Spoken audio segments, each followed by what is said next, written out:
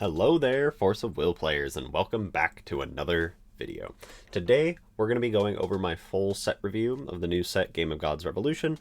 I know that the set came out about 2 weeks ago, but I was on vacation when we got the spoiler set and the official set release, and so we're just getting around to it. I had to take care of some stuff when I got back as well. So, I'll just be going through it card by card. Some cards only are mainly designed to work with other ones, so if that is kind of how it is, I'll go through them kind of at the same time. Otherwise, I'll give my evaluation of what each one just kind of does and where you could potentially see it. So starting off, we have Apollon, the third Olympian. So Apollon, or new 12 Olympian gods in general, is one of Zeus, one of the new rulers, a singleton ruler. It's one of his 3 gimmicks. So he has 3 different gimmicks. New 12 Olympian gods is one of them. So whenever you whenever you order a card, you can search your deck for a new 12 Olympian god. And all the new 12 Olympian gods have an effect when they are searched from the deck by Order of the Olympians. So Apollon's is remove target non-magic stone, non-J resonator entity your opponent controls from the game. The other kind of mechanic the new 12 Olympian gods have is a new keyword called Union 7 and then race. We have a couple cards with Union 7 machine, and then all the new 12 Olympian gods minus the addition has Union 7 new 12 Olympian gods. All of the ones for the gods they're pretty much game winning for the most part, in and of itself. A lot of them are they just actually win you the game on the spot, which is kind of funny. Apollon's is he gains Flying, Eternal, and Barrier. He becomes practically impossible to deal with. And then J resonators you control gain +10/+10. That includes himself. So he's a 16/17 with Flying, Eternal, and Barrier that's buffing your entire board as well. Very powerful. Also has Quick Cast, which is nice.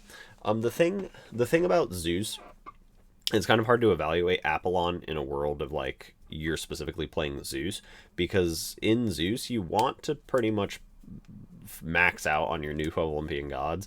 There are some that you can maybe relegate to the sideboard or things like that, but for the most part you'd rather just have all 12 in the main.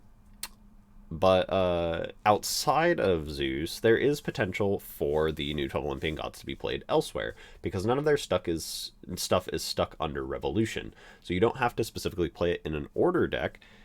You could play it in a mill deck. So you could play a rune deck with Harvesting Season and stuff like that, and a bunch of new 12 Olympian gods. You could play 3 Apollon, right? Because you're not Zeus, you're not stuck into Singleton. It is only Zeus that is stuck into Singleton. So you can take the best new 12 Olympian gods for whatever strategy that you're trying to play, and then kind of just throw them all together. Maybe play Tree 2, where you self-remove stuff with damaging yourself. Because Union 7, I failed to mention this, Union 7 is active when you control 7 different names of that race in all public zones or revealed from outside the game. So you can have 7 new 12 Olympian gods in your RFG, and then have one in play, and it'll have its effect active.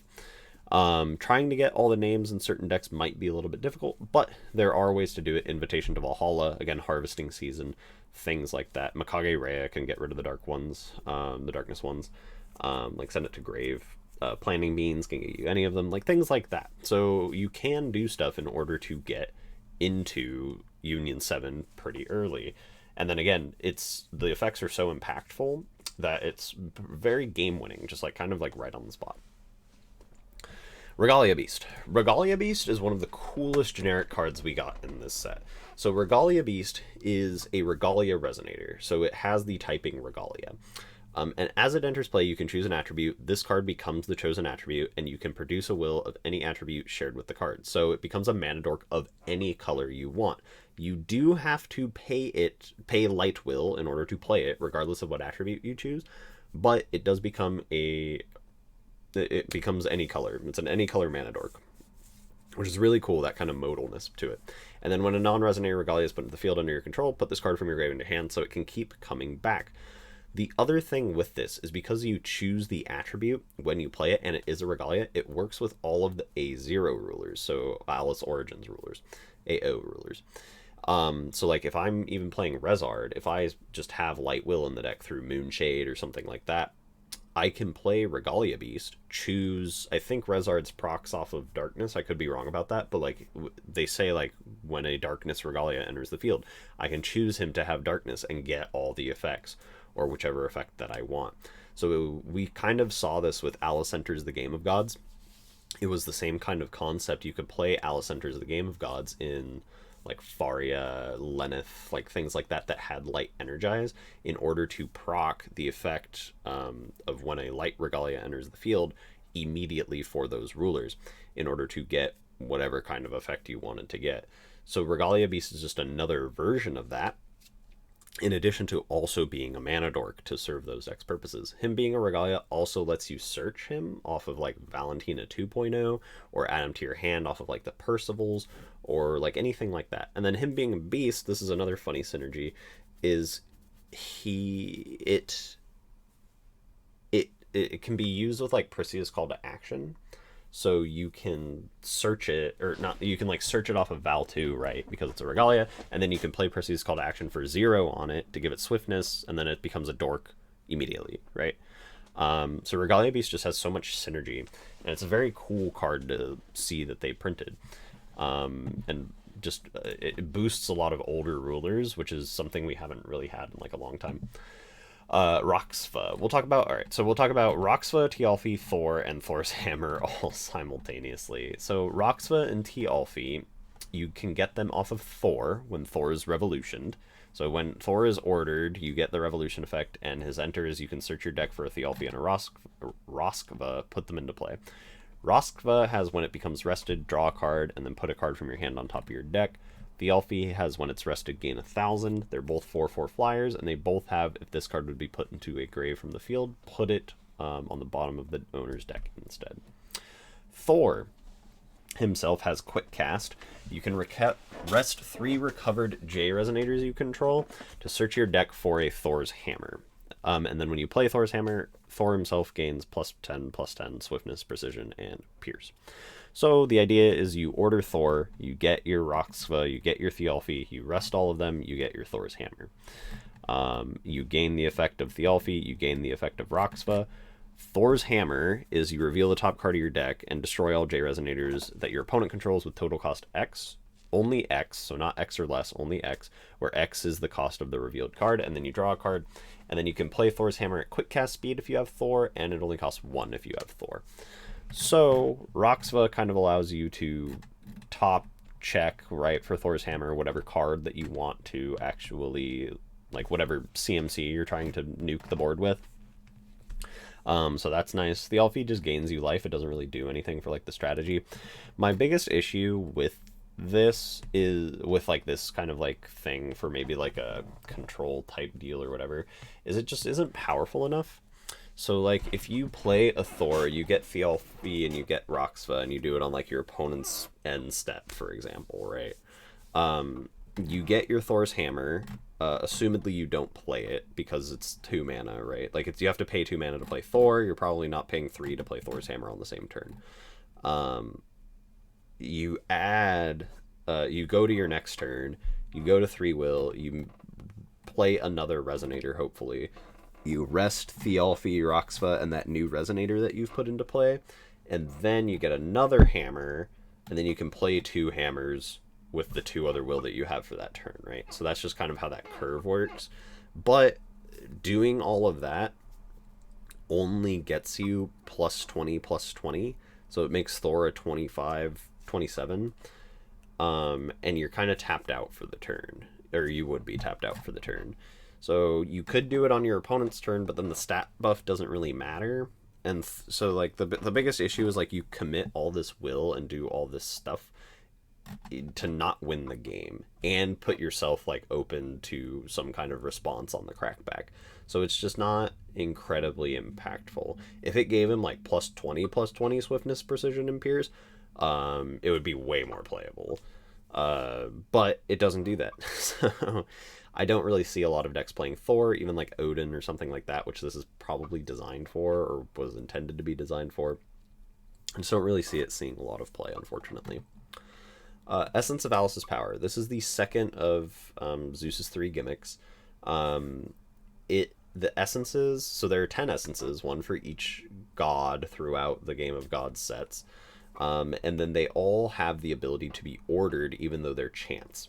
They produce a resonator token. That is what gets ordered, is a resonator token itself. However, the effect of the chant becomes like unchaseable, right? Because it is getting ordered itself. So Essence of Alice's power is probably the strongest one. It's you pay 1 will to get 2 will, and your opponent can't cancel it. So you get a 6/6 angel with flying into play, and then your opponent and then you also just get 2 free will. And your opponent can't deal with it because you just ordered it. Very powerful. I don't think you play all 10 essences in Zeus. You'd rather have some other cards for like the singleton strategy that just work out better and are just powerful enough that you want them. Essence of Alice's power is just one of the first ones you just always play. It's just very, very strong. Essence of Odin's power. This is one of the ones you could potentially play. The reasoning for it is you can still order it even if no one's doing anything. So like for example, Deus Ex Machina's essence, like Shiva's essence, Kagi's essence, like things like that, they require a target to play. So if there's no legal target for them, you can't actually play the card. Which means that like if your opponent's just not doing anything or like anything like that, and you're trying to get these enters online by playing your chants and ordering in order to get your new 12 Olympian gods, right? You can kind of see the synergy. You can't, because your opponent's just actively not doing anything, which is kind of shitty. So Essence of Odin's power is good because it doesn't need a target. You just prevent the next damage that would be dealt to you during that turn. So even if your opponent's not doing anything, you just get a free 6/6 flyer, and you get to activate the Order of the Olympians. You get to activate the enter to get a new 12 Olympian god. So it's one of it's a decent one. Like I wouldn't be surprised if people played it. I wouldn't necessarily be surprised if people weren't playing it, because there are more powerful ones. Light of Zeus. This is the third of Zeus's 3 gimmicks. He has one of each thing, of each type of like element in Faust. So he has light, darkness, fire, water, and wind of Zeus. Each one of them has an incredibly powerful effect, and then it has the ability while it's in the grave to remove itself from the grave to play a copy of one of the other elements for free. Light of Zeus is very powerful. It's a board wipe. It destroys all J resonators, and it's unchaseable. And it also gives any number of target entities eternal. So you get to give all of your stuff eternal and then blow up your opponent's board at instant speed, and your opponent can't do anything about it. It's just not chaseable. So, I mean, they could give themselves eternal in preparation, maybe, but even then, because giving your stuff eternal and destroying everything is all part of the same like effect, like they'd have to like preemptively give themselves eternal somehow, like expecting you to play Light of Zeus. So like it's a very impactful board wipe. It's one of the best board wipes I've ever seen. But yeah. So I mean, you play it in Zeus. I don't really see you playing it outside of decks that aren't Zeus. Maybe the thing with it is that you get to it is 2 will, but it is unchaseable for every other ruler. So making unchaseable anything I control gets eternal until end of turn, that I choose, is still fairly strong. So you might see Light of Zeus see some play in like light decks outside of this. Thialfi, Thor, and Thor's Hammer we've talked about. Zeus enters the Game of Gods. This works with the gimmick of the new 12 Olympians. So it has the third effect is the most relevant. I'll talk about all of them. I guess it's replaced. So if your starting ruler is Zeus, you get to play 4 of this. So even though Zeus is singleton, you get to play 4 Zeus enters the Game of Gods with Zeus. And then the final effect is you search your deck for a new 12 Olympian, and you treat that search as if it was Order of the Olympians. So you get to proc all their enter effects. So you can kind of see it just gets a whole bunch of these enter effects, and they're fairly impactful for the most part. The other one that does matter is put target new 12 Olympian gods from your grave or RFG onto the bottom of your deck. If you really need a new 12 Olympian specifically, you can use that effect. I have used that in testing. I've never used the produce 2 wills in any combination of attributes to play them. I wouldn't be surprised if it randomly comes up, but I've never had it come up necessarily. Like, I've personally never had to use that effect of Zeus as the Game of Gods, but I've used the other two before. Bad outside of it. Like, it's you just don't play it outside of Zeus. There's no applicability for anything. Apostle of Dragonflame. So we're getting into the red stuff. Red, flying, this card gains plus X100, where X is your dragon power. We've seen that there are more decent ways to get dragon power. However, if you played this on turn 1, it would be like a 5/7. Because, like, let's say you go order, you're going second, you go energize, order my Apostle. Apostle comes into play. You gain 5 dragon power because you're Dragonflame. And now it's a 5/7. You activate one of the bladed dragons, which we'll get into, maybe like the attack one. It gets plus 1,000. You gain 5 more dragon power, and now you have a 27. So it's a 20/7 on turn 1, but it doesn't have swiftness. You'd have to find a way to give it swiftness, and then it'll lose that over time. Again, you'd have to find multiple ways to give this card specifically swiftness. We do have a way in Dragonflame to give things swiftness, but I think it's only machines. Yeah, give machines swiftness. So this card's just not doing a whole lot, and there's no other effect outside of it just gaining more attack. So even though it scales really well, there are other cards that are just better for that, and that fit more into the archetype. So I don't really see this seeing play. Conclave at Dragon Mountain. This isn't a Dragonflame card. So it's draw 3 cards. At the beginning of the end phase, you discard 3 cards. So Conclave at Dragon Mountain is very good in Union 7 strategies. You can discard 3 different names if you need to. It's very good in Reanimator strategies, like old Reanimator decks we might have seen, Lumia Reanimator, like things like that. Very good at things where you're trying to load your graveyard with stuff. It's also very powerful for combo decks. If we still had like Mylest, Mujdart, like things like that, like those combo decks, you would probably play Conclave, just because it wouldn't really matter if you discard it at the end, because you draw so much in that deck. But like drawing 3 for 1 will is just so impactful for like a combo deck like that. So we could potentially see it if we see more combo decks in the future, things like that. But it is good for decks like that. Dodgy, Mass-Produced Queen. Dodgy, I go back and forth on. I'm starting to lean towards liking that card a lot in Dragonflame, but I go back and forth. So it has an enter. Its enter is pretty impactful regardless of if you're Dragonflame or not. You search your deck for a dragon and put it into the grave, and then you, if you reveal a dragon, so the wording is really weird on Dodgy, but if you get that enter, so like if you actually reveal a dragon, you deal 500 to your opponent plus any amount of life they gained that turn, and they also can't gain any more life until the end of turn. So she works kind of as like a rogue spectator type thing, but also has burn attached to her, which is pretty good. She also has tap, destroy target machine resonator you control. If you do draw 2, discard 1. She's very similar to Guinevere. She just has quick cast. The other thing with that tap effect that is similar to Guinevere, it requires a machine. It also doesn't sack the thing on activation. It destroys it at resolution of the effect. So if like for example, I targeted my Dodgy to sack her, and then my opponent killed it in response, I wouldn't draw 2 because I did not actually kill it. But it's still like a pretty good like filter effect, and it replaces itself basically if you do get that effect off. And then Revolution, you can put a dragon from your grave into your hand. So the dragon that you mill, because it doesn't target, you can just put the dragon that you actually send off of Dodgy back into your hand. A lot of the times you'll be using it with stuff like Mechanized Armor Dragon, Blade Dragon, and then also Tiger and Dragon, which we'll get into. Excuse me, but they're just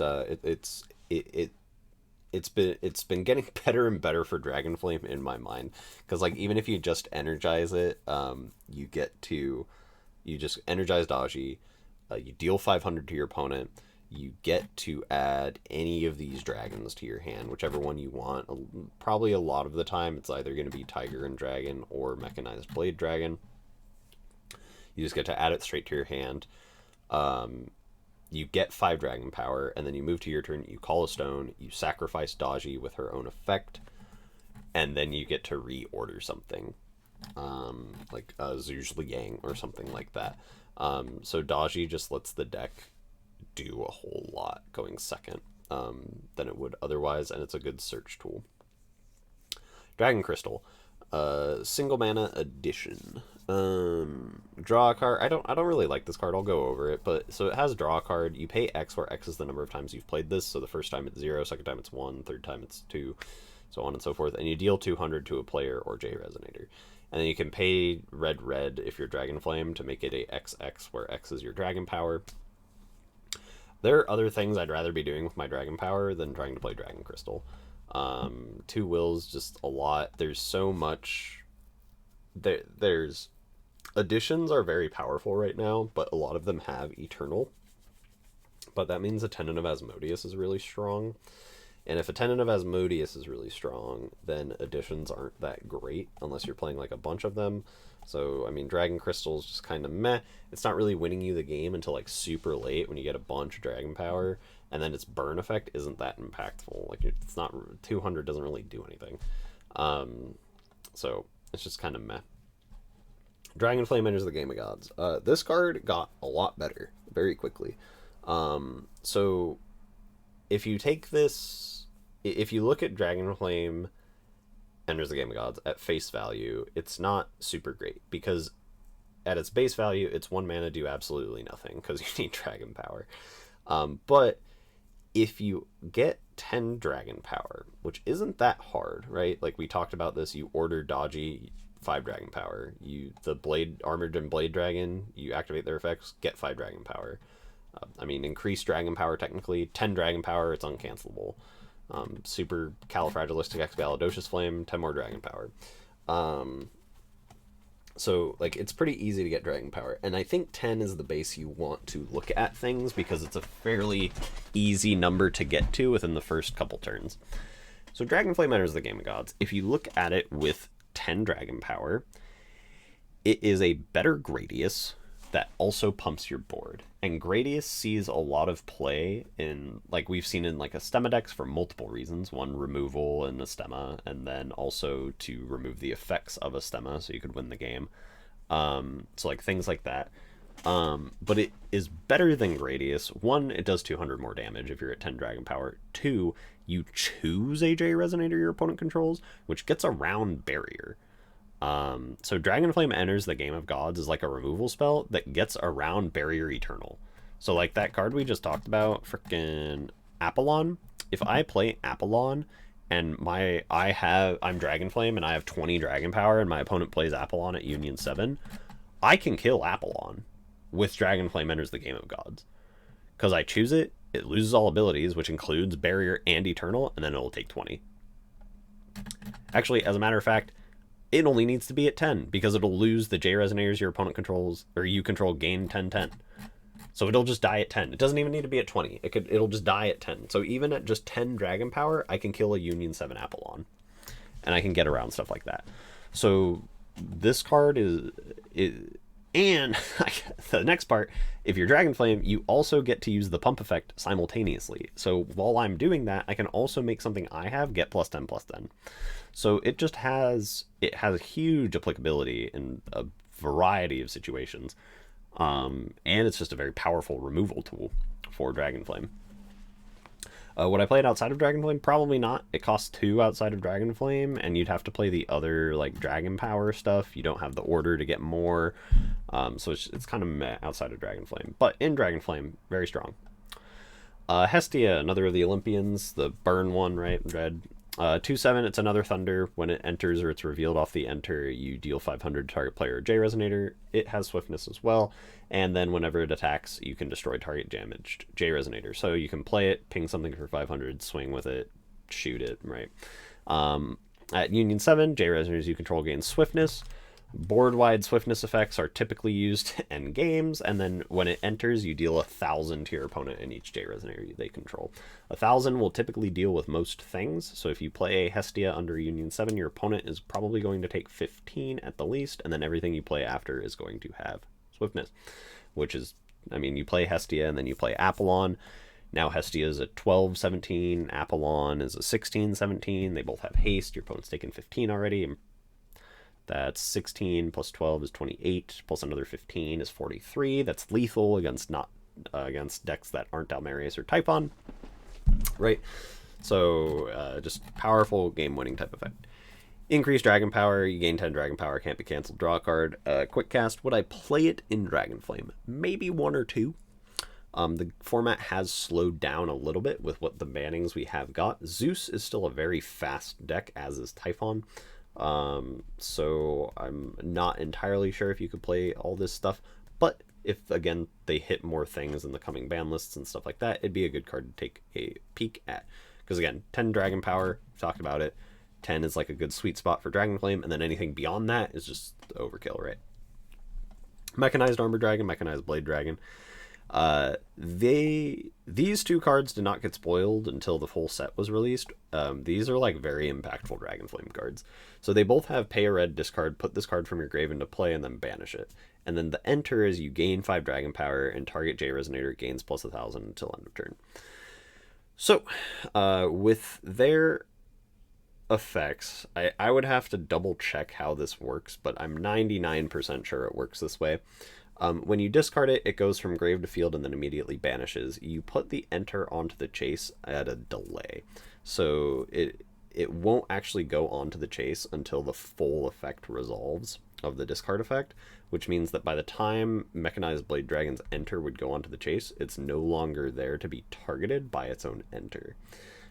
So that means that in order to get this enter effect from it, you have to have something in play already in order to gain the 5 dragon power and the target J Resonator gains plus 1,000, because you can't put it onto the chase unless there is a legal target.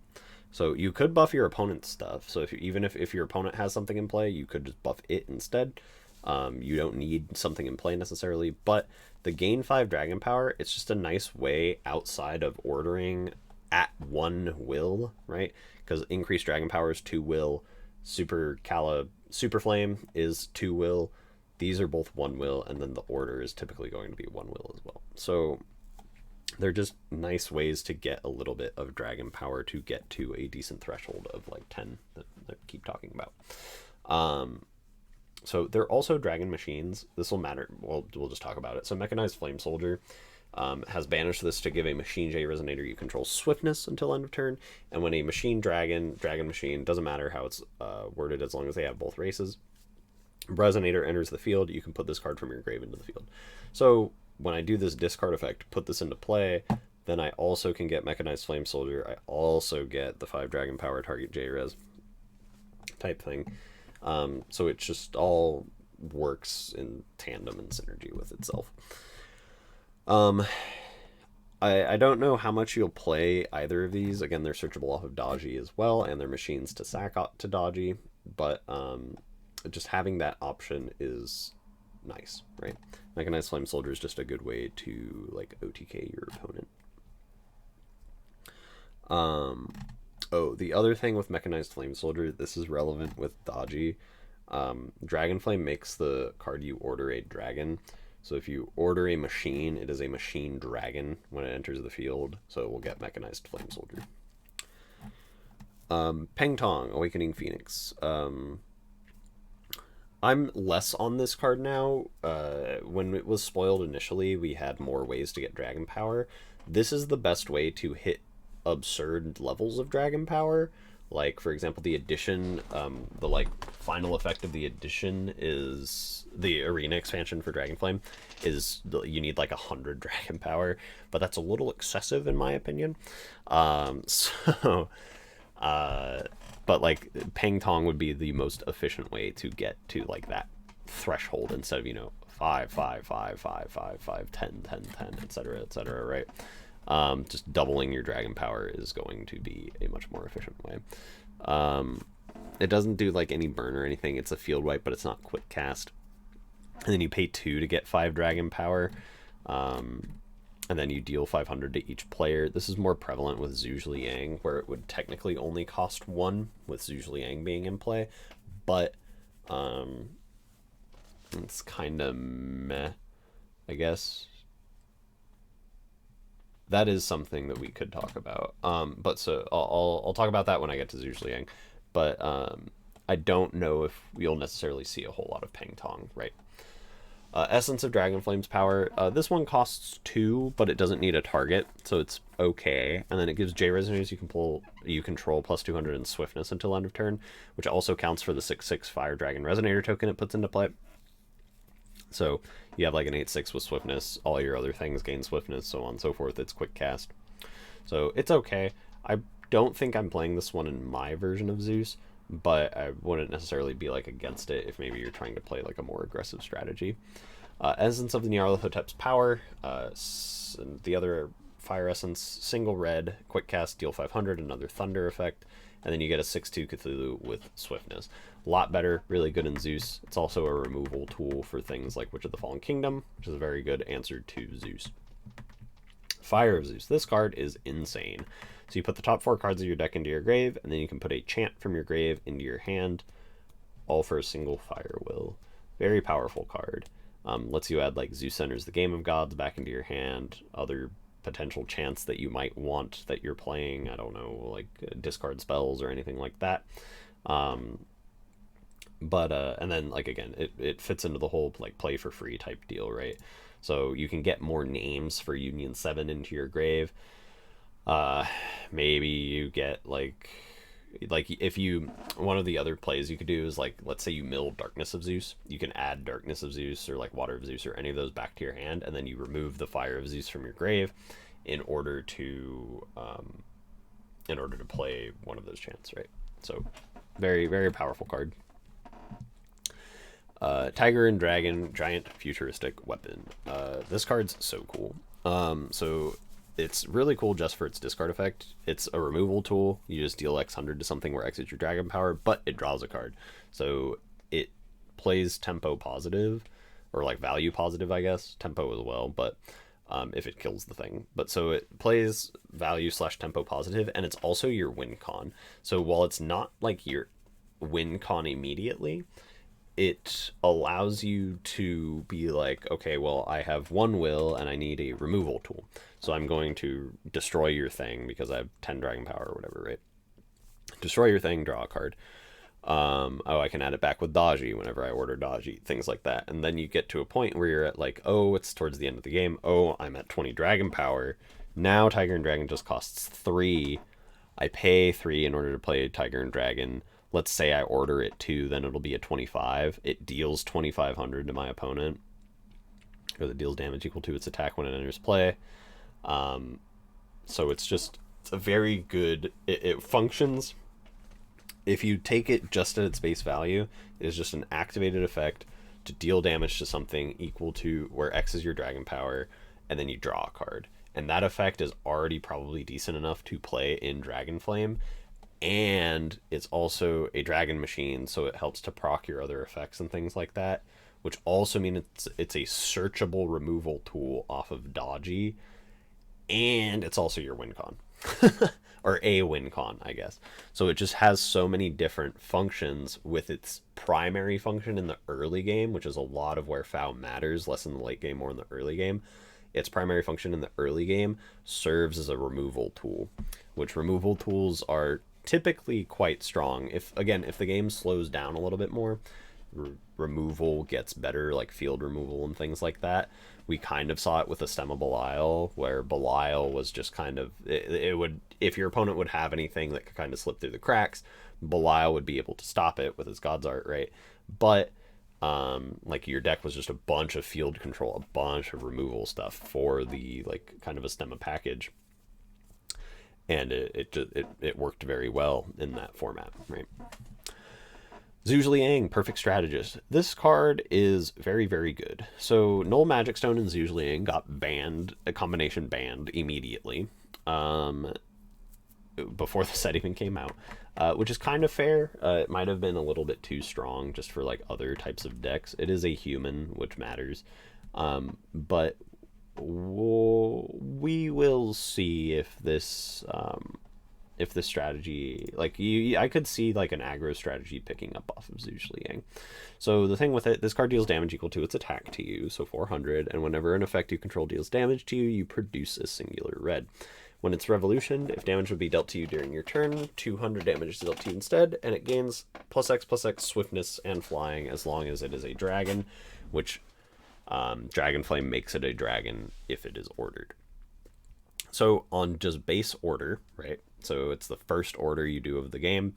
Zhu Liang becomes a 9/9 with haste and flying, and it'll deal 200 to you, right? Instead of 9. If you do go second, you do order Dodgy, and then move to your turn, call stone, destroy your own Dodgy, draw 2, discard 1, reorder Zhu Liang with the stone you call. It will be a 14/14 with haste, which is quite strong. There are other things that work with Zhu Liang, like it's the old Liu Bei, I think, from the other red ruler in New Valhalla, other red rune ruler. He had a card called it's like Flying Mountain Tiger or something like that. It's a 4/4 for a single red, and it has 0, just pay 0, deal 200 to yourself. This card gains flying, so that's another way to gain just free red will. You have to invest the 1 into it, but it gives you a red will each turn, basically. You could only use that effect once, so it's not like infinite will. Peng Tong is a win con against most decks when you play Zhu Liang. So if I play Zhu Liang, I have 2 of them, specifically 1 ordered and 1 other one, and I play a Peng Tong. I pay 2 will to gain 5 dragon power. I deal 500 to each player. When I do that 500 to each player, I will only take 2 because of the ordered Zhu Liang, and then because I have 2 of them, I will gain 2 red will to put back into this Peng Tong effect after my opponent took 500.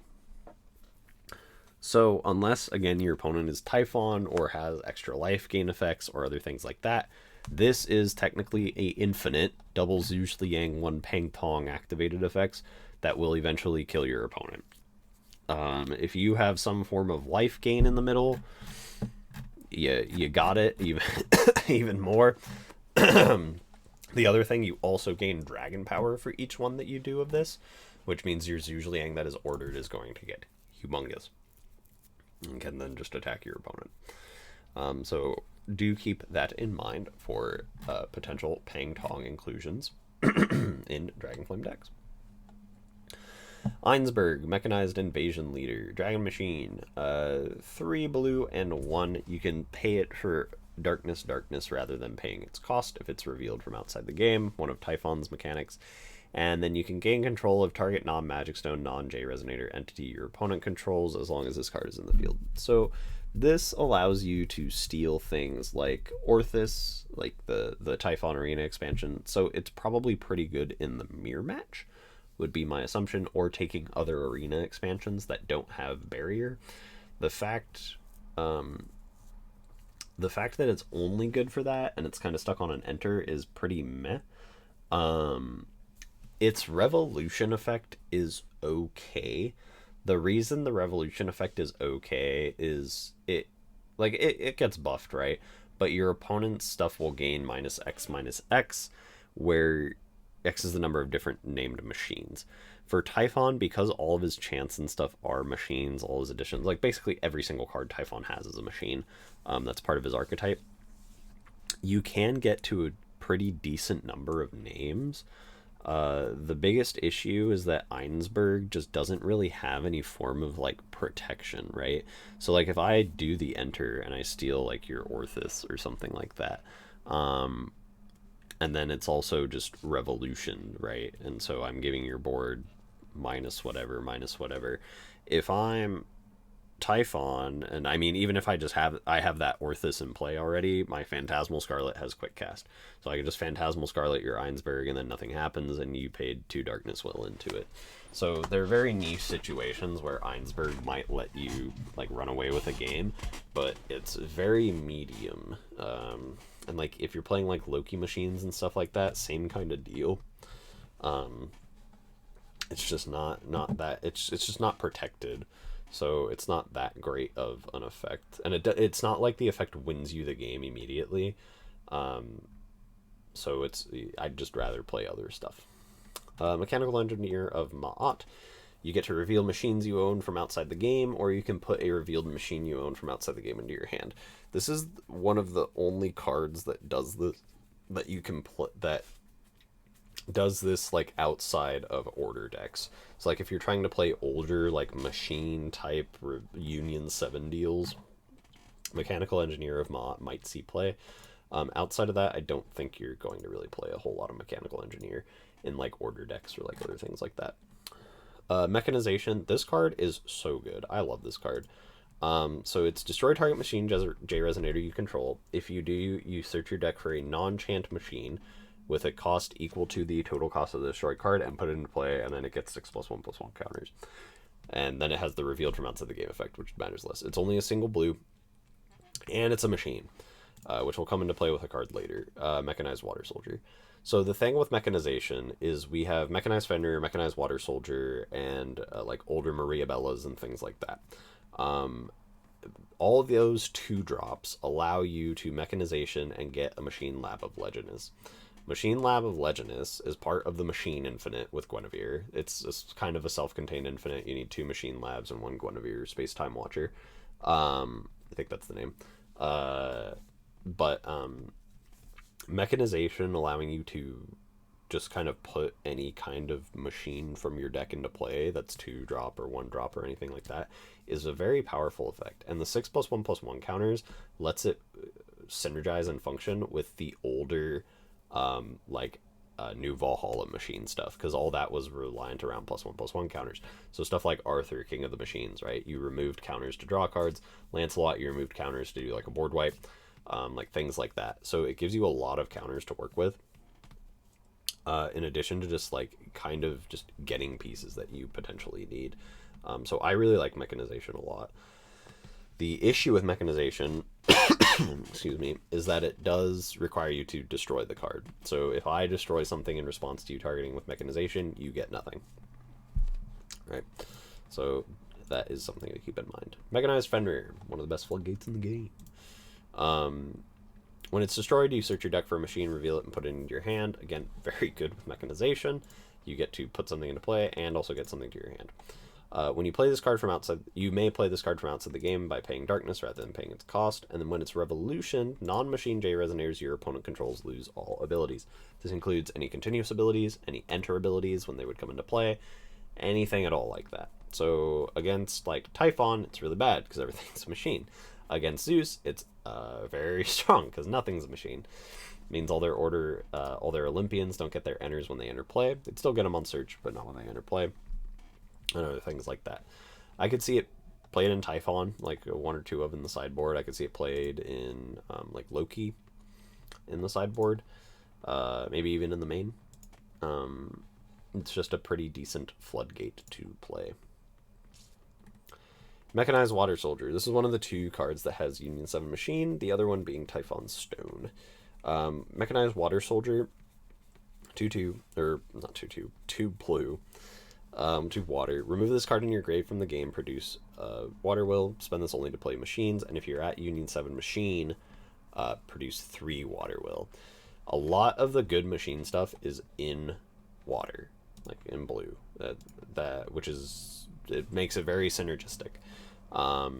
Hitting Union 7 Machine, I'm not sure how impactful it'll be. Again, Union 7 type stuff.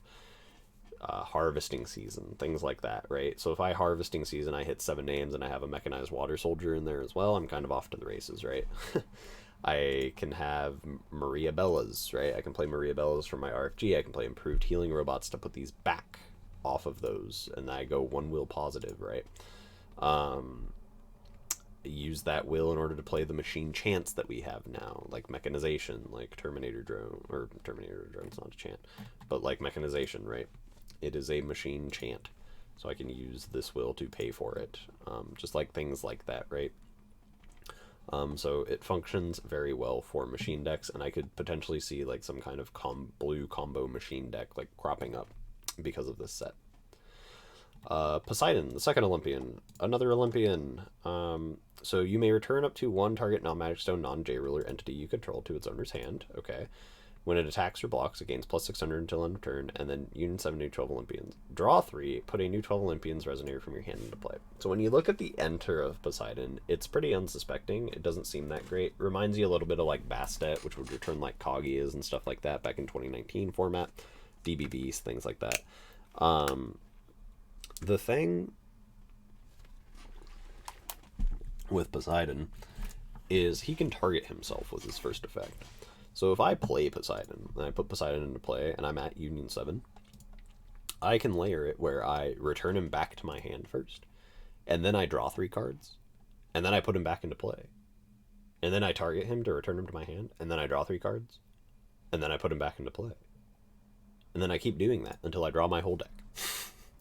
So, while unsuspecting at first, Poseidon actually allows you to single-handedly draw your whole deck with just Poseidon. Which, again, kind of a game-winning effect.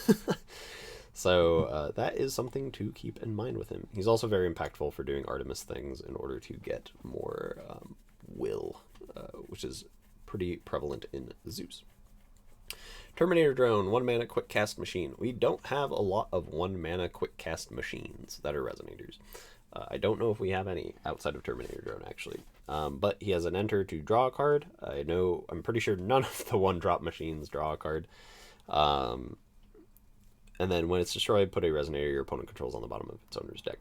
So it replaces itself, and it kind of provides a lot of tempo in the sense of...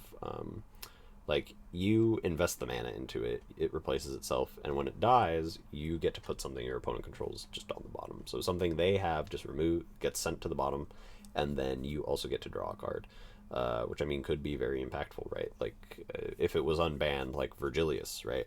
I play Virgilius, I play Terminator Drone in response. My opponent can't do, like, the burn my board effect, necessarily. He'd have to target my face directly. And then even on the next turn, I can swing into it the Virgilius and then just send it back to the bottom, right? Just gets rid of it, so I don't even have to think about it. And I am down no cards. So my opponent would be down whatever they had to do to get that Virgilius, typically like a Dante flip, but like I would be down no cards because the Terminator Drone would replace itself. It has a reveal from outside the game effect, but it doesn't matter. It truly does not matter. Essence of Deus Ex Machina's power. Return target resonator to its owner's hand. A fairly decent card. It's good because it can bounce Witch of the Fallen Kingdom, other things like that. You can also return your own stuff, so like Feath Sing or like your other new 12 Olympians if you need to. Other things like that. And the mirror match, the tokens. So it has a lot of applicability, even though it does need a target, and it is only 1 will. So it does a whole lot. Essence of Loki's power, pay 2 to draw 2 at quick cast speed. I'm not a super big fan of this one. You get so many cards in Zeus. You can get like countered out and like just have nothing, but a lot of the times you just have a absolute boatload of cards. So you don't really need Essence of Loki's power. Maybe it's a good thing to potentially sideboard if you think you're struggling with certain deck archetypes or things like that through testing, in order to have like the more card advantage. Water of Zeus. Draw 2 for 1 will. Quick cast speed. And it's not even 1 will, it's free sometimes. So this is typically the best one to just play outright. This or Fire of Zeus are the two best ones to play outright. Again, they're just 1 will, right? So, and Fire of Zeus lets you mill some.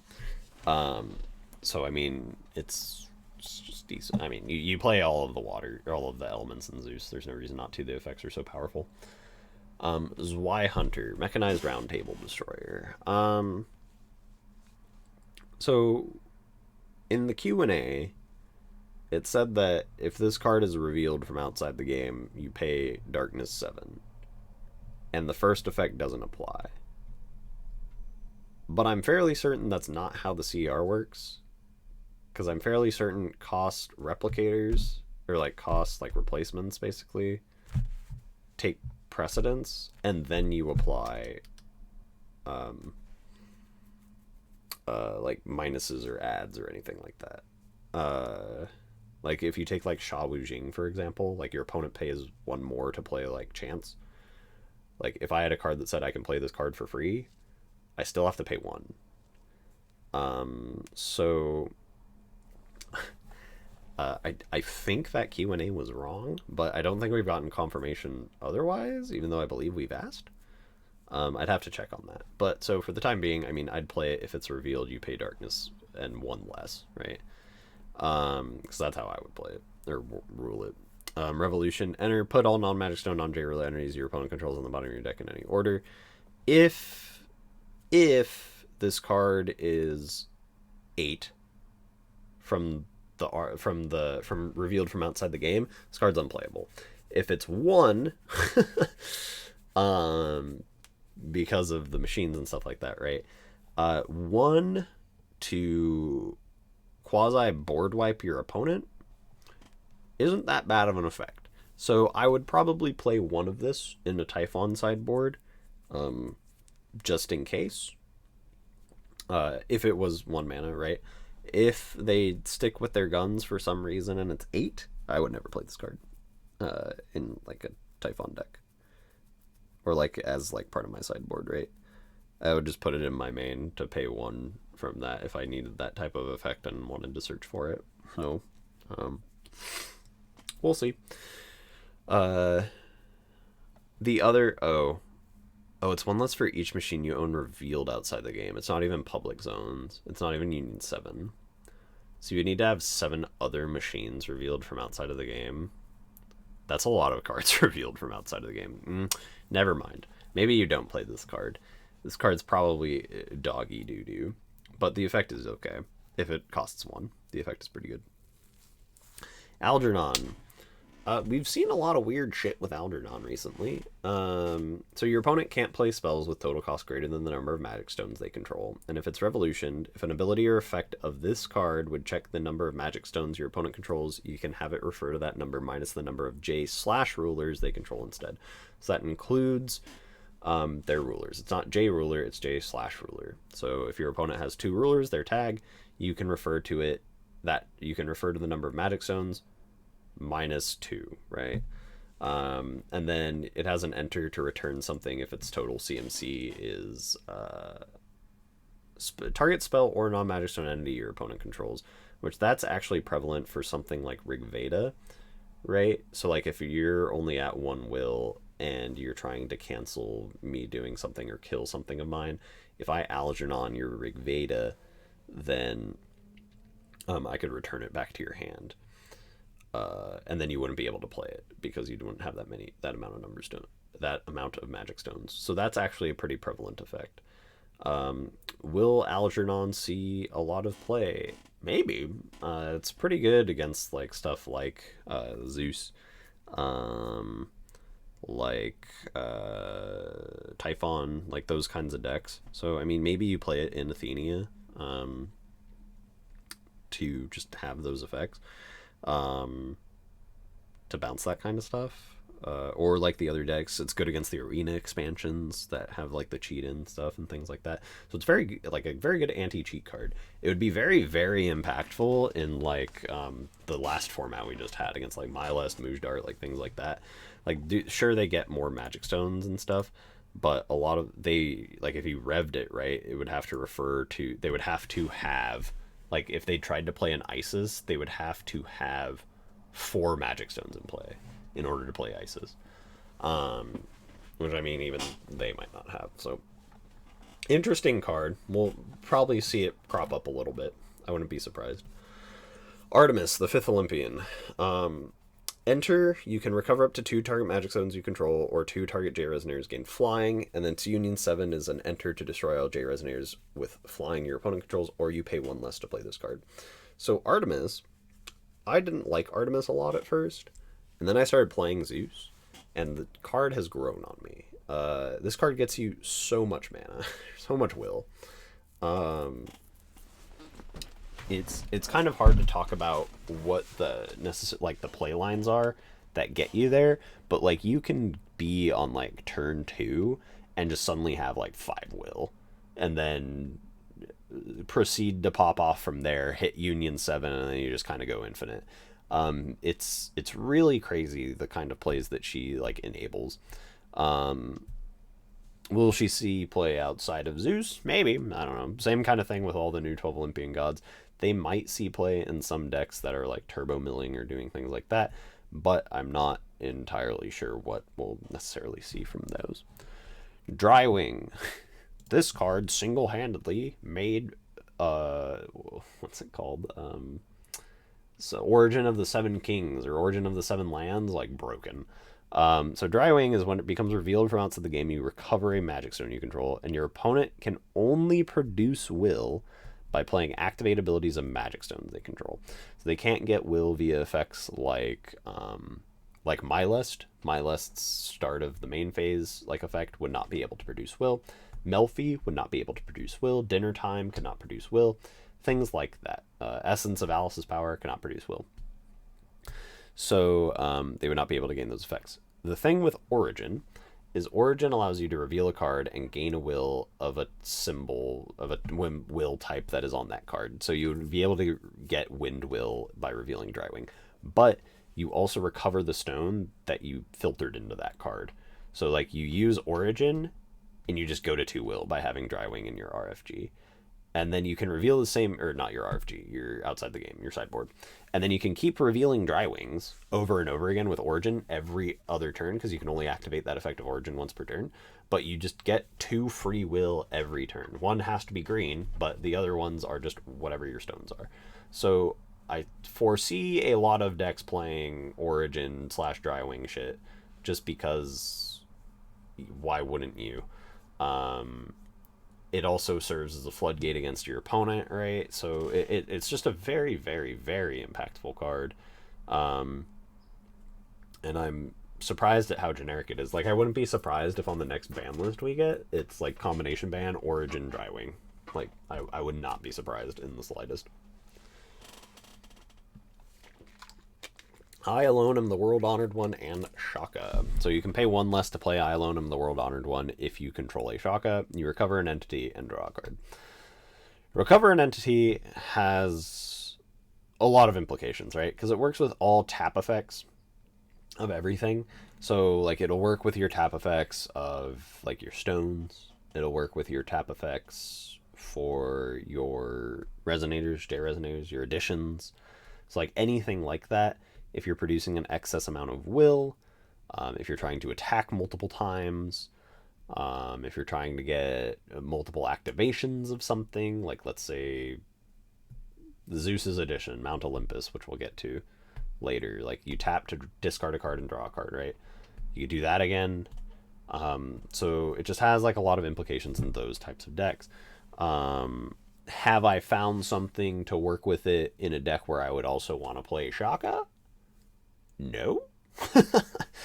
So it would really just be 0 mana draw a card in the decks that I've seen that I would like want to play Shaka in. If other people have like a kind of idea of like what they would potentially play that card in, like feel free to post it in the comment section. But from what I've tested, I haven't really found anything. The only other thing I could really think of off the top of my head would be playing it in like Alice Origins Regalia based decks, to get like mana off of the Regalias, but again, I haven't really found anything. Shaka itself, Mimi Tribe, 1 mana, a win con. So it's a 4/4. You can pay a single green will. J resonators you control gain +4/+4 until end of turn, and if this card is not ordered, you can only use that effect once per turn. If an effect would We'll do the second effect first. If an effect would decrease attack or defense of J resonators you control, it increases by that much instead. And then if an effect would increase the attack or defense of J resonators you control, it increases by double. And those do stack with each other. So like if I have an effect that's like I'm going to give, or my opponent has an effect where it's like I'm going to give my board -4/-4. Like, take, for example, Schmel. Ooh, Schmel's a good one. It's like you're playing Loki, Giants, and you're playing Schmel. I activate Schmel. Now, the whole board, both mine and my opponent's, has -10, -10. I order Shaka. Shaka comes into play. The -10, -10 is immediately applied. Instead, it's +10, +10. And now, instead, it's +20, +20. So I Schmel, my opponent's board has -10, -10, and all of my stuff would have +20, +20. So it's very good for effects like that. Shaka himself would also give you +8, +8 off of all of his pumps and stuff like that, right? So the thing with Shaka is it gives Shiva a kind of tempo win con, because it's only one CMC, right? So I can play Shaka, just put a Shaka into play, and then just protect it. Because Shiva has the most cancels in the game. Like the most stifles in the game and stuff like that. It's actually kind of absurd how efficient Shiva's cancels and like stuff are. I wouldn't be surprised if Shiva's like a good deck. But Shaka allows me to just kind of be like, okay, well, one CMC, here's my Shaka, and then I order it. Because you're Shiva, it already gets +4, +4, so it's just an 8/8 right off the bat. And then if you play stuff like Shiva enters the Game of Gods, that gives +4, +4 in Eternal. Shaka, because you're buffing so much stuff, if you have just other things that you are buffing, you can hit the 3,000 threshold on Shiva enters the Game of Gods pretty easily in order to draw 3. So that's like leads to value and like tempo and other things like that. So Shiva actually seems like a very interesting, like fun tempo style deck to play, like mid-range tempo. Specifically because of Shaka. It didn't really have that before. Like it had Priscia and like other things like that, but nothing quite like Shaka to enable it. So quite good. Spirit of Growth. You gain X 100 life and put +100, and then put 100 counters on this card, where X is the number of cards in your RFG. I don't know, maybe you play you don't play it in Athenia, so we're getting into the Athenia cards, and Athenia revolves around removing cards from the game and adding them back to your grave, and that cyclical nature, and then getting effects while you have a bunch of cards in your grave, bunch of cards in your RFG. Spirit of Growth is not that great. So like you gain life and you get the counters, but you don't typically have in Athenia a whole slew of cards. Like you're not going to like 20 plus cards, where this would just be like ridiculous. In a deck that is doing that, Dark Tree, like if I have 40 cards of my 60 card deck removed, I play Spirit of Growth as a 1 mana 41/41, right? And then, I mean, it can do all the, like, remove its own counters or whatever to buff itself. So the counters kind of function as, like, a double. So, I mean, technically it's an 81/81 whenever I decide to do that. So, Spirit of Growth is a very good deck, a very good 4A deck like Dark Tree. I don't really foresee people playing it in Athenia, though. Essence of Kaguya's power, it is a cancel target spell unless its controller pays 2. Again, one of the essences, so you can order it, which means that it can't be canceled unless your opponent actually, well, it just can't be canceled. So your opponent would have to pay the 2 on it. So you get to play this, pay 2 to make your opponent pay 2 for free, without your opponent able to like fair spell it or anything like that, right? So pretty decent. Essence of Shiva's power, you give a J-Resonator you control +6/+6. The issue with Shiva's power is you need a target for the effect, and your opponent needs a target, because you also fight something. And you can't target the Resonator you would put into play, because you have to have a target when you play the spell. So, Essence of Shiva's power, even though it's 1 CMC, it requires kind of too many stipulations to actually be played for it to be worth it for you to, like, search things. Wind of Zeus, remove target spell from the game. Players cannot chase to this card, so it's an unchaseable counter spell if you're Zeus. The other thing with Wind of Zeus is remove target spell gets around this card cannot be cancelled effects. So even outside of Zeus, this card is a power crept Winds of Salvation, which was green 1 and had the same effect. Which is like, okay, power creep to see, because Winds of Salvation was printed in Winds of the Ominous Moon, which I think was like 3 at least 3 years ago, if not more. And so like to see like that kind of power creep on like this kind of cancel, like sure it got a cost reduction down to 2, but 2 is kind of like the sweet spot for cancel spells, I think. So, and it having the remove effect, right, instead of an actual cancel, Will we see this in other potential decks? Probably not. Like our cancel spell that we have to equate all cancel, like base cancel spells to, is number 13, which is a 1 mana cancel spell passed at seal 4, right? So until you can kind of get to that point, I don't know if we'll have it see play. Maybe people who are doing like cancel heavy strategies, but there are just other ones that you would probably play before it. Very good in Zeus though. Tree of Growth. So this is one of 2 trees. Athenia has Tree of Growth and Tree of Decay. This one is, if you're on Rebirth, which is the ordered side of Athenia, you can play it for free if you don't control one already. When it enters, you draw a card, and then you can put X cards from your RFG into your grave to gain X 100 life. You can only do that once per turn. Also, when a J Resonator enters the field, you get +2 1/1 counters on it. Very good for Oborozuki. Doesn't really have a lot of application outside of like Spirit of Growth that we've already seen, but with Oborozuki it is quite good. Arena expansion, Mount Othris. Othris is very, very good. So Othris is it's Typhon's arena expansion. Darkness Chants in your hand gain quick cast. That means all the like Look of Corruption, Thought Control, Glint of Insight, Lapis's Darkstorm, all the discard stuff that's sorcery speed, because most discard is sorcery speed, now is instant speed discard. Instant speed discard is very, very good. It also has Machine Resonators. You control gain +2/+2, and when a non-token machine is put into the grave from the field, you get a 4/4 Machine Resonator token. And all that is just generic. Under Typhon, it also has Eternal, and when it's revealed from outside the game, you can put it into play. So you can kind of just get it for free, and it doesn't have to clog up your main deck. Arena expansion Mount Othris is also probably a reason why Sigurd can never be unbanned now. Because you would have to combination ban, I think, Sigurd and Mount Othris, as well as Sacrificial Altar.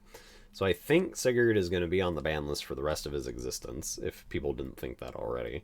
Because, like, I mean, there are the whole Schrodinger loops and things like that with it, but then also just, like, me being able to play Sigurd, get it into play, and then being able to just do this instant speed, like, discard stuff against my opponent, or just other things with that, is just kind of too impactful, in my opinion. So, quite good. Mount Othris also makes Attendant of Asmodeus very good, because Attendant of Asmodeus gets around Eternal. It also gets around Barrier. Apollon can also deal with Mount Othris and Zeus, because it doesn't have Barrier, but Attendant of Asmodeus is the only thing that also deals with Mount Olympus, which is Zeus's arena expansion. So Attendant of Asmodeus stonks are going up. But yeah, Othris is a very, very good card just for that first line. I don't even need the rest of this Machine Resonator stuff. You can keep the Typhon stuff on there because it does make it very playable in Typhon, but like just that first line, very, very strong. Athenia enters the Game of Gods. Your opponent banishes a Resonator. If they don't, they discard a card. If you are Forced Resonance Death, which is the front of Athenia, you can remove up to 3 cards in your grave from the game, draw X, where X is the number of cards you removed. 1 mana, your opponent gets rid of something and you draw 3, pretty good. If you're ordered, you can put up to 3 cards from your RFG into your grave to recover Y entities, where Y is the number of cards put into the grave. Y entities includes Regalia, like Death Scythe. It includes stones, just like your normal stones. It includes resonators for tap effects, J rulers for tap effects, like things like that. If Lycaon still existed, Lycaons. So, very, very strong effect. Athenia has an infinite, quasi-infinite, that's not too difficult to pull off, and it's actually fairly durable. The weakest part of it is you have to be on Forced Resonance Rebirth, which means you have to have something ordered. Otherwise, it's very hard to deal with the pieces, because you can't necessarily RFG stuff, because she can just get it back to the grave, and if it's in the grave, you have stuff like Elixir's Love, Spinning Aqua Souls, things like that that can get you cards from your grave back into your hand. So Athenia is potentially quite strong. I'd have to like see the deck or have someone play it against me personally to know. but it seems like it has a lot of potential. Decay of the Machines, very good sideboard card. So you can put up to 2 revealed cards from outside the game into the owner's graves, draw a card. Very good to get around things like Drywing. If your opponent reveals like Mount Othris and something else or whatever, you can decay it to put it into the grave so it doesn't come into play. Like things like that. Decay also works very well as like a for Typhon itself. We'll just skip ahead. Oh no, it's on the other page. So Typhon's heart is when it's revealed from outside the game, you return to your starting life, you draw a new hand, and then you put it into play. But when it leaves the field, you lose the game. You can Decay of the Machines in response to that to just put it into the grave, and then you get the rest of the effects. So Decay of the Machines is very good just in Typhon. 1, because it helps the mirror match, and 2, it kind of helps you do that like cyclical nature type deal to get around Typhon's heart's like bad portion. Echidna, Mechanized monster. Echidna was spoiled, and immediately my first thought was the only viable Zeus decks are decks that are 100 cards. Because Echidna is just so strong. So it's quick cast Bane 4/4. If it's ordered, it's a 10/10. And then you get to reveal up to 2 machines you own from outside the game and keep them revealed. So when you order Echidna as Typhon, you get 3 reveals. 2 on Echidna and 1 on Typhon itself. That is so strong for Typhon. The biggest issue with Echidna is you can't flip back and forth, right? So if I have Echidna in play, I need to kill my own Echidna in order to start revealing more stuff off of Typhon. So that is a issue that Typhon potentially has. That being said, you can still play Origin in Typhon and other things like that because it is a darkness card. Echidna is just very strong. Like, you just play 4 of it in Typhon. You also play 4 of like the Villain Searcher in Typhon just in order to get Echidna. So you have 8 copies of Echidna in your 100 card deck. It is just so impactful for the deck. Gil Lapis. Darkness, quick cast. You put the top 4 cards of your deck into your grave, and then you can put a Resonator from your grave into your hand. It's better if the game slows down a little bit. If he's revved, he also gets +1/+1 counters, and then your opponent loses life, and the board gets minus equal to the amount of counters on him. So like he has some kind of synergy that way with like Tree of Growth to gain more counters for that effect. So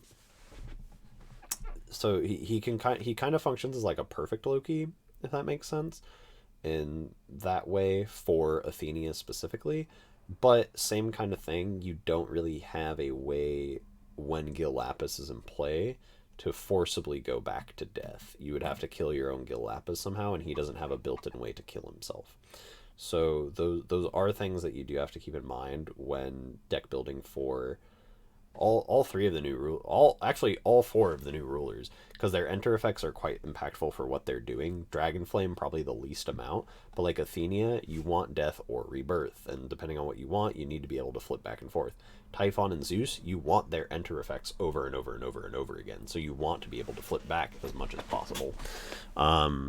So Gil Lapis has potential. I definitely think he's quite strong, but I don't know how many of them you would actually play like in Athenia. But yeah. Hades, the 4th Olympian. One of the ones I searched the least, actually, but his effects are also game winning. His Union 7. So rulers your opponent controls lose all abilities. So that includes Force Resonance, that includes Order, that includes all that stuff. And his enter also destroys all magic stones. If you also have Light of Zeus, when Hades enters for his Union 7, you can give all of your stones eternal, and then he'll blow up all your opponent's stones.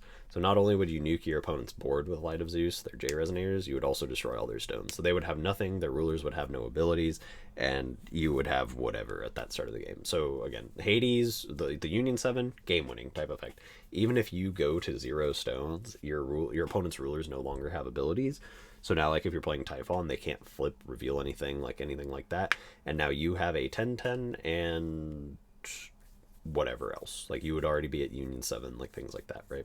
So Hades is still quite powerful. 4 wills, so you're probably not playing him a whole lot. Maybe you, like, resurrect him or other things like that. And his, like, reveal effect to destroy something and, like, blanket is good in certain situations, but not all situations. Lich, Immortal Saint. He's kind of interesting. So on his enter for revolution and his enter for non-revolution. So his enter for revolution requires a target, which means you have to have something in your grave initially, which means if you activate the revolution effect, you're probably not activating the other first effect, right? Which is destroy all other J resonators. What you can do is if you do resurrect a resonator in your grave, and then that's either the only card in your grave or you've RFG your grave in response to that enter. Like, you make this one resolve first and then this one resolve second. You can still get both effects, but if you do this second effect, you'll blow up whatever you put into play. So you would have to want to be like, okay, I'm going to Lich to get Gil Lapis, to do another Mill 4 to add something back to my hand. You could put the Gil Lapis that you're blowing up. Well, no, the enter would be a little bit different, but like you could put, I don't know, Gil Lapis, Feasting, other things like that, Mikage Shinjiro. You could put it back into your hand, and then you also just nuke your opponent's board, right? It's not quick cast or anything like that, and he can't kill himself, but he does have Bane. So he might be pretty decent for the Athenian strategy, just because he is like a 1-mana board wipe. Because you can kind of force both of these effects, but yeah, he's okay. I don't hate it. I don't like love it. Like, it doesn't blow my mind, but I think it's like a decent card. Mechanized Children of Kronos and Gaia. So you destroy a machine entity you control, your opponent discards 2 cards. And you can play this from outside the game as long as it is revealed. And when it becomes revealed, you get a 4/4 Machine Resonator token that allows you to destroy a machine entity you control. The other thing with Mechanized Children of Kronos and Gaia, which has destroy a machine entity you control, your opponent banishes 2 Resonators. The good thing with both of these, you get to kill your own, like, revved stuff, because you can target J-Rulers. It just requires an entity. So, like, I can activate Echidna, reveal a Children of Kronos and some other card, like Mount Othris, and then my other reveal reveals, like, Drywing or something like that. And then on, like, the following turn, I can play Mechanized Children, kill my Echidna, my opponent discards 2 more cards. I'm still doing stuff, right? So it has application, both of them. Also just gets you some free tokens. So I don't hate either of these. I would probably maybe play like 1 Mechanized Children of Kronos and Gaia, maybe 1 of each, just to have like those tech options, just in case I don't have ways to really flip back and forth on command. Mikage Shinjiro. The best part of Mikage Shinjiro is the darkness. Discard this card, put the top 3 cards of your deck into your grave. He also, while he's revved, you can also play a resonator from your removed area once per turn. Could be impactful to get stuff back if like you're revved and then you have like Tree of Decay. You can remove whatever you want with Tree of Decay and then play it off of Mikage Shinjiro. So it does have that application. He also does technically cost 1 because you're only ever going to play him for 1. So you'd be a 15 flying drain for 1. But being able to just mill the top 3 cards in order to get your Oborozuki online, your Gil Lapis online, like things like that, is a good effect. Necromancer of Maat, treat this card in your grave or RFG as 4 cards while paying costs of spells or abilities you control. Good for the trees and stuff like that, but because it's only related to cost, anything like Death Scythe, which requires exactly 3 cards, or like other things like that, you can't use it as... You just can't use it because it would be considered 4, which you can't overpay the cost. So it's kind of meh. None of us playing it have really liked it or like seen that great of a use for it yet. If we potentially get something where it's like, I mean, it counts as 4 for like Mikage Shinjiro, right? So like that's a pretty good thing for it, but like we haven't really seen a whole lot of like good uses for Necromancer yet. Oborozuki is very strong, but Well, so the enter, you get a card to your hand. You put another into your grave and one RFG'd, and then you get X counters where X is the number of cards in your grave and RFG. So it doesn't really matter where they are. So you're always going to get at minimum +2/+2. So 2+1/+1 counters. And if it's revved, whenever a card is put into your grave from your RFG, you can get 2 more +1/+1 counters on oboe. So like off tree and other things like that. And then you can remove a counter in order to give your opponent's board minus effects. So oboe and Gil Lapis both work very well as kind of like board wipe centric type effects. So it's potentially very good at like those types of strategies. Might be good against like Typhon in order to keep them off board and like other things like that. Prevents them from really playing. But oboe just gets better as it goes on, like as the game goes on. But you can't. It's the same issue as Gil. It's the same issue as Mikage Shinjiro. It doesn't allow you to flip back on command. You would have to either kill it yourself, or you would have to have your opponent kill it. So Athena wants the ability to flip back on command just in case, most of the time. So not having that option is not always good for the deck. Spirited Decay gets X+1, where X is the number of cards in your grave, unlike Growth, which is RFG, and you can remove a counter to give a J Resonator -2/-2. It also causes your opponent to lose X life, where X is the number of cards in your grave. So I think there were decks that were coming around that were like Harvesting Season Turbo, play Spirited Decay, my opponent loses 1,000 life, like stuff like that. Or like Dark Tree, kill yourself, have like Maria Bella Improved Healing Robot, something like that. Play Improved Healing Robot, put all your stuff back in your grave. Your opponent loses 4,000 life, things like that. So it has application because it's more of like a win con than Spirit of Growth. But we'll see if any decks end up picking it up. Darkness of Zeus, your opponent removes 2 cards in their hand from the game. Good in Zeus, you wouldn't really play it in other stuff. There are other better discard effects for 2 will. Essence of Athena's Power, you remove all cards in target player's graveyard from the game, or you put them all from the removed area into the grave. So you get to do either one. Very, very strong effect. Very strong. I don't think we've ever really had quick cast versions of a way to get stuff back from our RFG into our grave.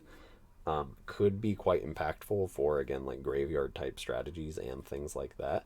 We'll see.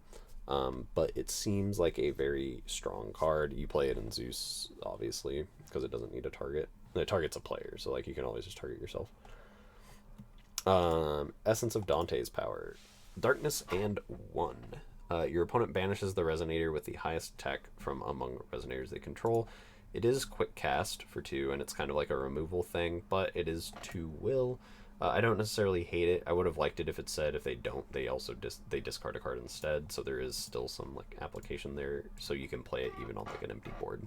But Themis, this card got banned in Typhon before the set was even released, which was I thought that was kind of aggressive, but maybe it was necessary. So it's quick cast, darkness, and 3, and you can pay 500 or 1,000 life to make it cost 1 less for each 500 life. Cards in your opponent's deck lose all races if it's ordered. And your opponent loses X life, where X is the total amount of life you paid this turn. So life payment type effects that we have that are prevalent in Darkness are Whispers from the Abyss, which also got combination banned with Typhon, so we didn't even have to worry about it, and Final Battle, which still exists. But otherwise, this is really just like your opponent takes 1,000. I guess you could play multiple Themises, but that would mean you'd have to draw all like multiple Themises in order to play them, and that means the game would be going on for quite a while. The only other thing I could think of is cards in your opponent's deck lose all races is very good against new 12 Olympian gods, and they didn't touch anything to do with Zeus except being able to play Lorite in the same deck. So I mean, Zeus feels like incredibly pushed, and they like hit Typhon out of the stratosphere. So I mean, maybe they just I don't really know. Themis just seems like an overreaction. It doesn't seem like it was super impactful into like what stuff was doing in terms of like life loss, even with Final Battle and other stuff like that. It just seems a bit over the top. Tree of Decay. So Force Resonance Death.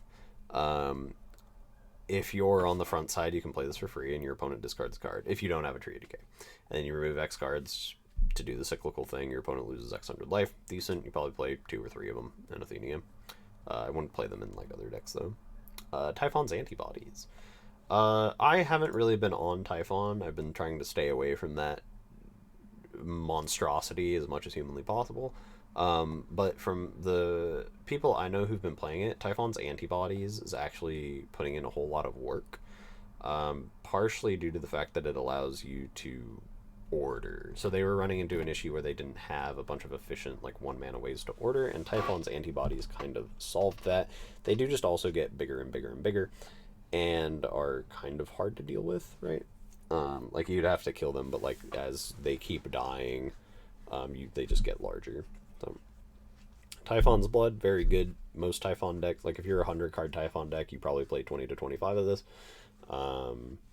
It's just such a good card. You draw a card and produce a Darkness Will for 0. So you just get, it replaces itself, and you just go up a will. And then if you have 6 Typhon's Bloods in your grave, you draw 2 and produce 2. So you go +1 in card advantage, and you go +2 in will. And it's a machine, so it also counts for, like, Union 7 machine on Typhon's Heart, or Typhon's Stone. So very, very, very good card. Typhon Cells. Originally, I was playing this in the main, but again, from the people I know who have been playing Typhon, they've actually been playing it in the side, just because, so Typhon's Wave, we'll talk about Typhon's Wave of Terror first, because it goes into why they're playing Typhon Cells in the side. So Typhon's Wave of Terror has the text, if you're Typhon, to when this card becomes revealed, your opponent discards X cards, where X is the combined number of cards named Typhon's Wave you control in public zones and outside the game. So when this card this card didn't get, like, spoiled. This was announced with, like, the whole set release. You could play Echidna and then cause your opponent, like, if you order Echidna, you go second, you order Echidna before your opponent even fucking draws a card for their first turn, and you make your opponent discard. You reveal 2 Typhon's Wave of Terrors off Echidna, and then a third off of Typhon's order. You make your opponent discard 2 cards, then 2 more cards, and then 3 cards. So your opponent discards 7 cards just right away, right? You know, that's your opponent just wouldn't have a hand on their first turn in the game, which is kind of unfair, right? So they banned being able to play Echidna and Typhon's Wave of Terror in the same deck, and for the most part, Echidna is better than Typhon's Wave of Terror. So, for Typhon. So people started not playing Typhon's Wave of Terror. But if you look at Typhon Cells, it kind of does the same thing, just in reverse. So, like, you can reveal 3 cells with Echidna and then the order and draw 7. So, instead of discarding 7, you draw 7. So, it's still quite powerful. Or even if you don't draw 7, you can reveal 2 off of Echidna simultaneously and, like, a Mount Othris to kind of get that online. You draw 4 and keep going. And so, like, it's just a very good card. Because, like, you reveal 4, you reveal Mount Othris, you play a Typhon's Blood, you still have a Darkness going into your turn, you can do something. All your chants have quick cast anyway, so very, very, very good for the sideboard. Typhon's Heart, also a sideboard. I think you play 2 or 3 of this. You don't play 4, but I think you definitely play 2, and then I think arguably you play 3. Again, kind of with the Decay of the Machines thing that I kind of already talked about, that might mean you don't need to play as many, which is why you play 2 and not 3. 3 was so you could put, like, 3 into play, so if only 1 was ever dealt with, it would still, you wouldn't lose the game, right? Because when this card leaves the field, you lose the game. So if you have 3 in play, each one prevents you from losing the game. So that was why initially we had that, because if you have 2 in play, your opponent would have to deal with 2, but 2 is a lot easier to deal with than 3. So, like, you could put 3 into play simultaneously, and then your opponent would have to deal with 3 0/4000s. But with the Decay of the Machines thing, because Decay of the Machines wasn't spoiled until the end either, you don't really need that, because you can, like, reveal 1 Decay of the Machines, put it into your grave so it doesn't come into play, so you never have to deal with that effect anyway. and then reveal the other one if it gets like close to you losing again or whatever. So I don't think there's really any need for 3 anymore. All right. We talked about Typhon's Wave of Terror. All right, Aphrodite. Aphrodite is gain 2,000 life, draw a card with her enter. If damage would be dealt to you itself to Aphrodite instead. She gains quick cast if you have 6 names, so it's like Union 7, just with 6 names. And then at Union 7, if you would gain life, you gain double that much. If you would draw a card, you draw 2 instead. So her enter at Union 7 becomes gain 4,000 life, draw 2 cards. She's the only real form of life gain I think I have in like the version of Zeus I have built. So her Union 7 isn't as super impactful. You primarily use her just in case if you're afraid of like an atomic Bahamut hitting you, or like you're getting kind of low or anything like that, and you don't really need to commit any like a whole lot of resources. You can just gain extra 2,000 life and draw a card. It kind of means you just kind of start at 6,000 life in Zeus. Flourishing Bone Field. This is Athena's arena expansion. It is quite strong. It is one of the ones you would play multiples of, whereas like for example I would only really play one. Well, I mean it's Zeus, but you play one Mount Olympus. You really only play like one of like Shivas from outside the game, or like the other ones we've seen. But it's like any Artheteps where I would play multiple of it. So Darkness Magic Stones you control gain tap to produce green. So that allows you to kind of, or wind, that allows you to play like Scorched Bales, so like Darkness Red Stones, and they also produce green, things like that. But there is a whole lot of it, like random addition destruction, so you might want to end up playing like the green Darkness Stones anyway. It also means that like if you play Lila, the 0-200 that just gets basic Darkness Stones, this allows them to also tap for green to kind of get you more into that, so you can kind of have maybe like a ramp game plan in your deck. If you're on the front side of Athena, you can remove 3 cards in your grave from the game rather than pay this card's cost, and your opponent discards a card, banishes a Resonator, and loses 500 life. It's a very good like tempo value card. And then if you're on Rebirth, so if you're flipped, you put 3 cards from your RFG into your grave rather than pay the cost of Bone Field to draw a card, recover a Resonator, and gain 500 life. The Rebirth effect is less impactful than the Death effect, which means you normally want to play it on when you're not flipped with Athena. But the ability to move the cards back and forth to work with like Athena, right, is quite strong. Mount Olympus. This card's amazing. So it's a new 12 Olympian god, which means it works for Union 7. And then only if you're Zeus, you can tap it to discard a card, draw a card, and if you discard a new 12 Olympians, you draw 2, so it's just a value card. And then a lot of the times you don't want your new 12 Olympians in hand anyway, so like sometimes if I just draw Aphrodite, I can immediately send it to grave, and then replace it with 2 actual cards that I might want to play. And then put new target 12 Olympians from your grave on the bottom of your deck, so you get to kind of recycle them if you need to do so. Also has Eternal Barrier, and if you reveal it, right, we see the 5 color up there, but if you reveal it from the Order of the Olympians effect, you can just put it straight into play. Again, Attendant of Asmodeus stonks very high, gets rid of Mount Olympus, which is a very good value engine for Zeus. Valley of the Dragons arena expansion, so Dragonflames arena expansion. Whenever a dragon enters the field under your control, it deals damage equal to its attack to your opponent, and you gain life equal to its defense. Could be very good, especially because you only have to pay red for it if your dragon power is 20 or more, and that first effect is kind of game winning. The second effect, if your dragon power is 100 or more, you can put any number of Resonators from your hand or grave into play. It's a little bit overkill. Again, I don't really think you're ever getting to 100 dragon power unless you play Peng Tong, and I don't know if you want to play Peng Tong. So with this, but like the first effect, just the Dragon J Resonator enters the field under your control. If you think back to the like Blade Dragon, right? It's a 1,000 whatever. It enters the field when you do its discard effect. So you would burn your opponent for 1,000, gain 5 more dragon power, keep going, right? And you do all that for just 1. So there is potential you might want to play this as like a 1 or 2 of in Dragonflame, just because it does work that way. But because those cards are also used to gain your dragon power, it might not necessarily see like a whole lot of play. Aries. Aries is green and light, and it is the cancel spell. So you get to cancel a spell, activate, or automatic ability. It functions exactly the same as Feasting, unless its controller pays X, and in this case, X is the number of new 12 Olympian gods you control in public zones and unrevealed from outside the game. The important thing to note off of Aries is X is always 1, because Zeus himself is a new 12 Olympian god, and the ruler zone is a public zone. So Zeus makes whatever he orders a new 12 Olympian god. So X will always be 1 for Aries, at least.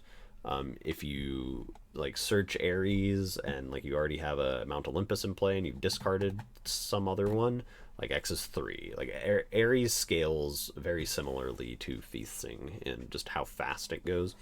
And then his Union 7 is whenever a spell or ability your opponent controls is canceled by a spell or ability you control, you recover up to 2 stones. And if it was a J resonator that you canceled, you destroy it. Quite a powerful effect. It means like if I play Fair's spell, I get 2 stones back. So I can use Fair's spell as like a mana ramp. If I Gary on, if I Aries, like if I just hard cast Aries, I get the will that I paid for him back. My Aries costs 0 will now. Like things like that. So again, Union 7, very, very strong. Aries is less like game winning, more just it provides you with so much resources. Athena, we just keep getting into smaller and smaller text. Athena deals, it's like a lightning helix, if you ever heard of that. Crimson Ray is another good one. You deal 600 to a player, J resonator, you gain 600 life, and you prevent all damage that would be dealt to you until end of turn. That's different than lightning helix, it's just additional. When Athena attacks, you deal damage equal to its attack to your opponent and all J resonators you control. It's a 9/9. You prevent all damage that would be dealt to you, and she gains swiftness under Union 7. So if you have like Apollon Athena will swing for 19, deal 19 to your opponent, deal 19 more to your opponent. It's basically lethal on its own. And then also, if this card would deal damage, it deals that much plus 1,000 instead. So even if, like if you play just Athena on Union 7, you're going to deal 1,600 damage to your opponent. You're going to attack. You're going to deal 900 damage to your opponent, which is actually 1,900 damage to your opponent. And then if you hit their face, you're going to deal another 1,900 damage to your opponent. So just on her own, she is lethal for 38 plus 16, 5,400. And that's just on her own. So Athena, this is just a ruler, front and her back. Death and Rebirth, your opponent banishes a non-magic stone, non-J ruler entity. As an additional cost to play this, you can remove X cards in your grave from the game to banish however many entities. Pretty powerful, like impactful effect. You can just board wipe, and it's a non-targeted board wipe, which is quite strong, and it's a non-destruction, non-targeted board wipe. So it gets around like Light of Zeus and other things like that. And then you recover up to Y magic stones you control. So this one's just magic stones when you put cards back from your RFG into your grave. Death and Rebirth also is a true infinite, where I don't think the Athena enters the Game of Gods one is. But Death and Rebirth requires you to be at a higher stone count than the Athena enters the Game of Gods one. So Dragonflame, front and back. Hera, the 9th Olympian. Hera is on reveal. You look at your opponent's hand, choose a card from it, and they discard that card. Very good, especially because it's instant speed discard, right? So like you get to search off of Zeus's Enter, or like the Order Enter, or Zeus enters the Game of Gods, or things like that, to force your opponent to discard whatever card you want them to get rid of. And then she's just like a floodgate. Your opponent can only play 1 card a turn at Union 7, and then Drain Bay, and this card deals 200 target player or J resonator. So she's like a free destruction effect, and your opponent can only play 1 card a turn. Not inherently game winning, but still very strong. Magna and Lenneth, inherently game winning. I wasn't really big on Magna and Lenneth at the beginning, but the more I played with it, the better it got. So you give a J resonator Swiftness Eternal, and you put X counters on them, where X is the number of new 12 Olympian gods in all public zones. And if X is 5 or more, you draw 2. So it's also a value engine in addition to giving like attack and swiftness and whatnot. If you have 6 names, it also gains Quick Cast, and then at 7 names, this card deals X damage to your opponent, where X is the total attack of new 12 Olympian gods. That is also a game-winning effect, right? Like if I search Magna and Lenneth, I give something plus, let's say, +6. I'm at 6 names already. I give something +6, swiftness and whatever. I draw 2 cards. I play Magna and Lenneth, and now I'm at Union 7. I can target itself. I give it +7. So now it's a 7/6, and then something else has 600 plus whatever its stat line is.